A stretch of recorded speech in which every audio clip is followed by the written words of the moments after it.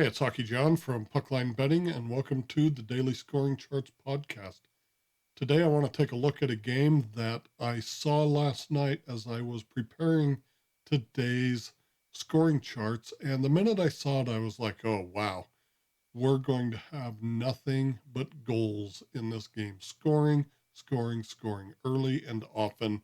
So it must involve the Minnesota Wild, right? Well, it does. um, And when I saw this game, I thought, gosh, we're going to have period plays, overs, overs for the full game.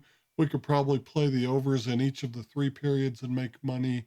We're going to have puck line plays, all of the above. Probably a goal in the first 10 minutes, too. In fact, I'm counting on that one. But honestly, haven't even looked at the price of that yet today.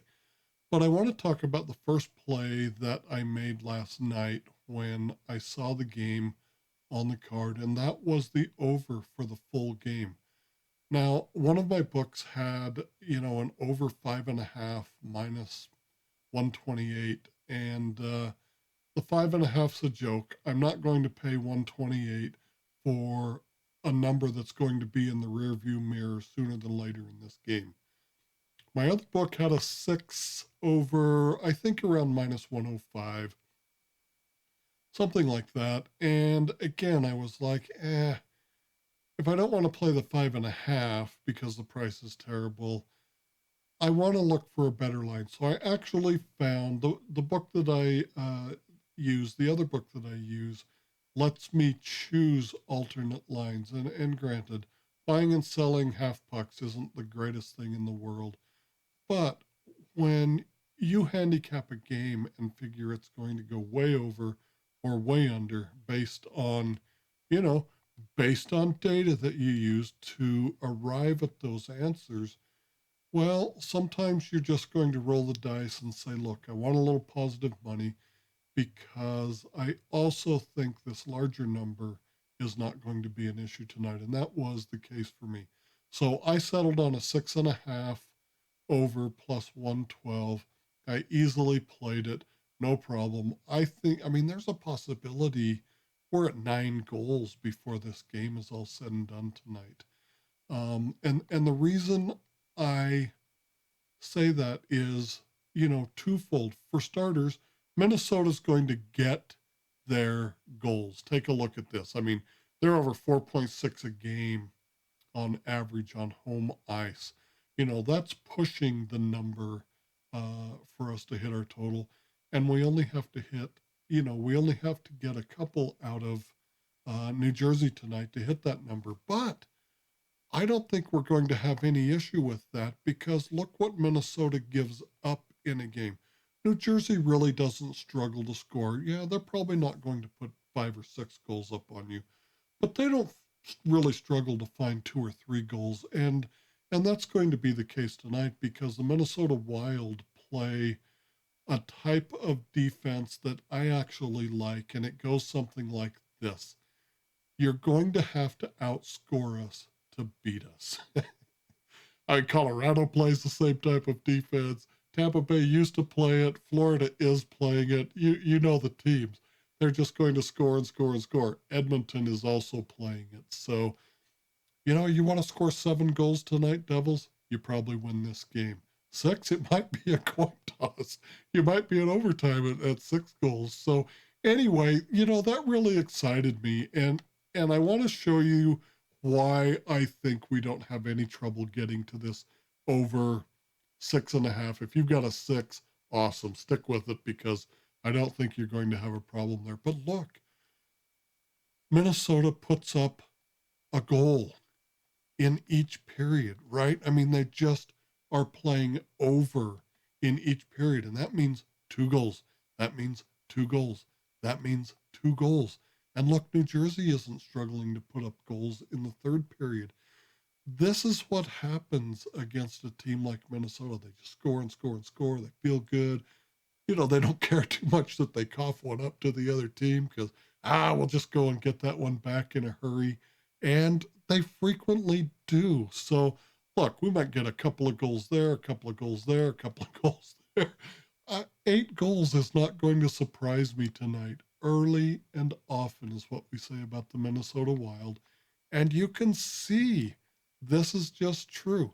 I pointed out a couple of days ago that Minnesota, or when they were hosting Arizona, that look, Arizona's only scored 4 goals in the first period.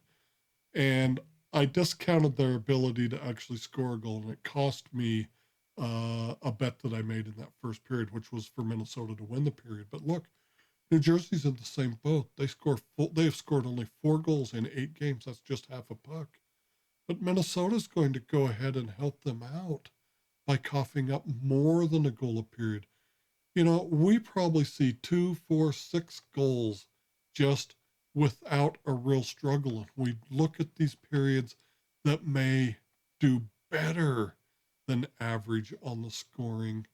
You know, you're going to find your couple of extra goals there. And that's just how I see this game shake out. All right, I do like all of the period overs.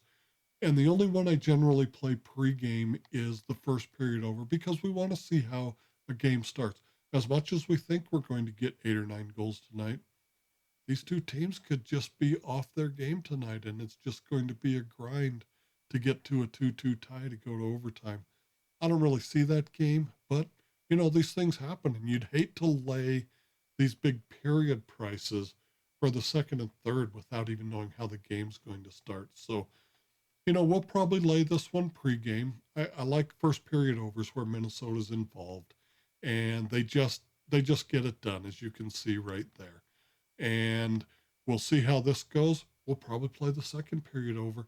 I'll look for a 2.5 for the second period. Where I shop around, 2.5 is roughly the standard for the third period. But I often pass on that, particularly if I think we're well on our way to hitting this over. If by the end of 2 periods we're at like 5 or 6 goals, I don't really worry too much about the third period. At that point in time, I'm looking for a good number on a puck line bet. I'll play as much as a 3.5, a -3.5 spread on a team that I think is either running away with it or they've already run away with it, you know, and expect them to get a goal on their own merits. Maybe they're only up by 2, and their opponent is aggressive and they're going to pull their goaltender down 2. They might pull their goaltender down 3. You know, we could see a couple of empty netters from Minnesota tonight. That's the way I'm seeing the game, is that Minnesota beats New Jersey handily. So my takeaway from this game is I'm on the over 6.5 for the full game at plus 112. Play your 5.5, play your 6, find a 6.5 if you've got it, because I don't think any of these numbers stand a chance of beating the Devils and the Wild tonight. The rest of the way, we're going to look to be playing overs because that's just the trend of the home team here. We can see that New Jersey likes to step up in the third period and pot a goal or two. I think by the middle of the third period, maybe even late in the second period, we're well realizing that this game is going over the total. Hey, for Puckline Betting, this is Hockey John, and thanks for tuning in to the Daily Scoring Charts podcast.